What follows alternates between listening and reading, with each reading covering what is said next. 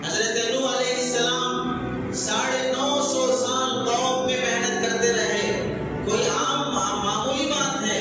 100 سال، 200 سال، 300 سال، 400 سال، 500 سال، 900 سال سے زائد قوم میں محنت ہو رہی ہے.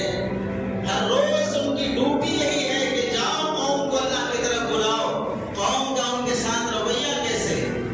جب وہ مجلس میں دعوت دینے کے لیے آ رہے ہوں تو سب منہ پھیر کے جا رہے ہیں. وقت کا نبی آ رہا ہے اور مجلس میں اس سے منہ پھیرا جا رہا ہے، اس کی تحقیر کی جا رہی ہے، پورے مجمع میں اسے ذلیل کیا جا رہا ہے.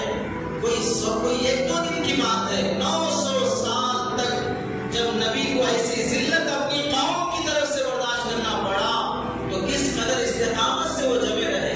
کبھی اللہ سے یہ شکایت؟ احادیث یا قرآن میں ثابت کہ حضرت نوح نے فرمایا کہ اللہ 100 سال بول دیا اور کتنا بولوں، 200 سال سے بول رہا ہوں اور کتنا بولوں، 500 سال سے بول رہا ہوں اور کتنا بولوں.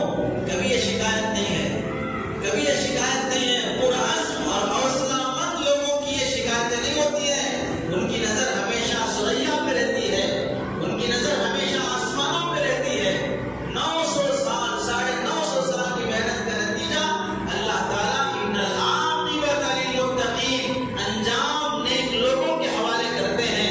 رزلٹ صحیح اور بالکل کریکٹ رزلٹ جو ہوتا ہے وہ نیک لوگوں کا ہوتا ہے.